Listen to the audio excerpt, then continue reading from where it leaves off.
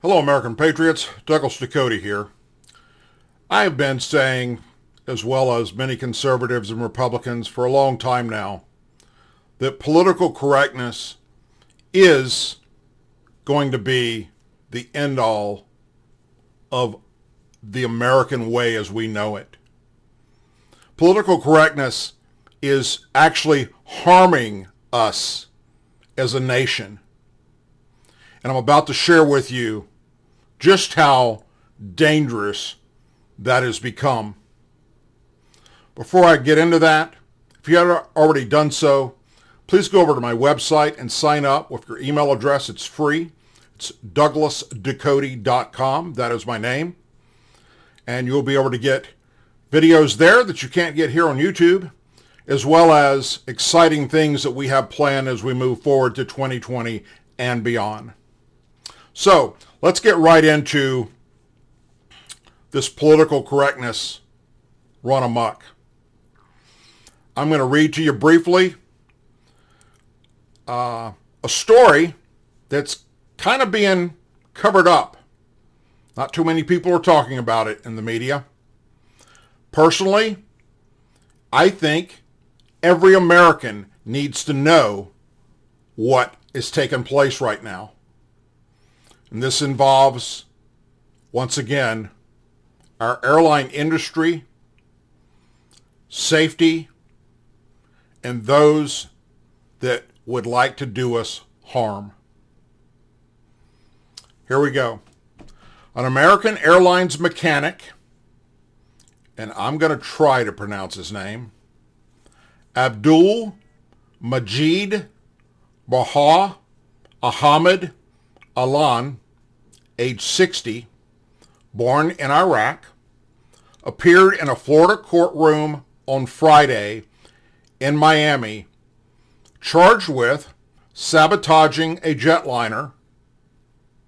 The aircraft was filled with 150 passengers and set to take off.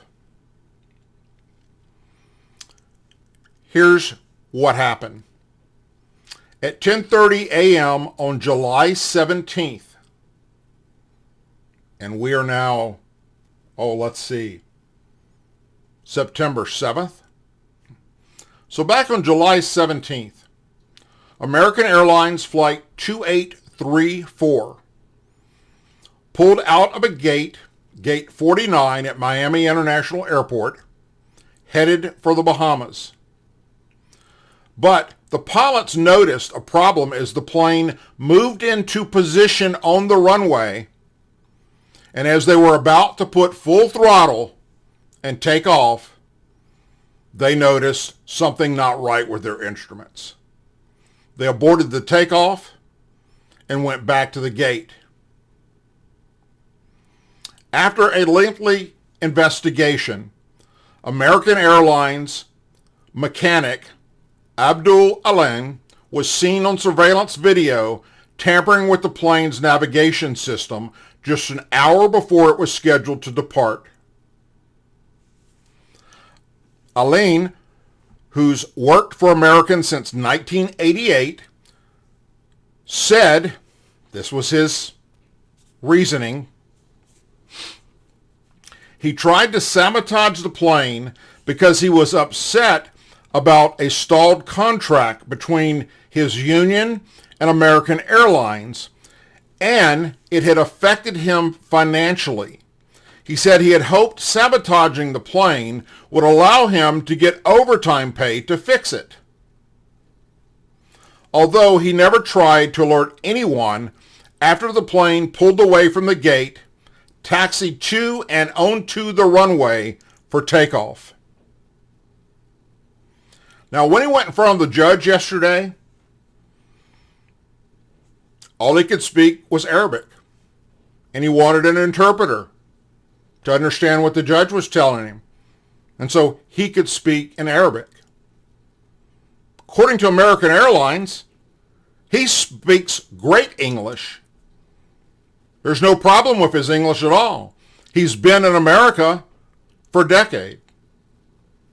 Well, more than that. Let's go back to the 1980s. American Airlines called it a disturbing event and said that it has been cooperating with investigators. On a side note, the 60-year-old mechanic was fired from Alaska Airlines a decade ago after a series of mishaps that led to multiple FAA investigations, and later unsuccessfully sued the airline for discrimination because he was Muslim. Captain Laura Ensler said had the plane taken off, it could have been catastrophe. It is significant. Anytime we reject a takeoff, it's a big deal, she said. Now, here's the kicker to this story. The FBI sees no link to terrorism, and they believe his story about him thinking that, oh, they're going to notice it right away as the plane's pulling away from the gate, and somebody will have to fix it, and he will be the hero that gets to work overtime and fix this airplane to put more money in his pocket. It taxied all the way to that runway and was seconds away from full throttle and the death of 150 passengers and the crew. And this guy never spoke up. So, this is the result now of political correctness on calling out people for who they are and what they are. And it's now affecting members of law enforcement at the federal level when they aren't willing to call out what actually happened here and only come up with a charge of sabotaging an airline. Think about that, my friends. This is pretty damn scary.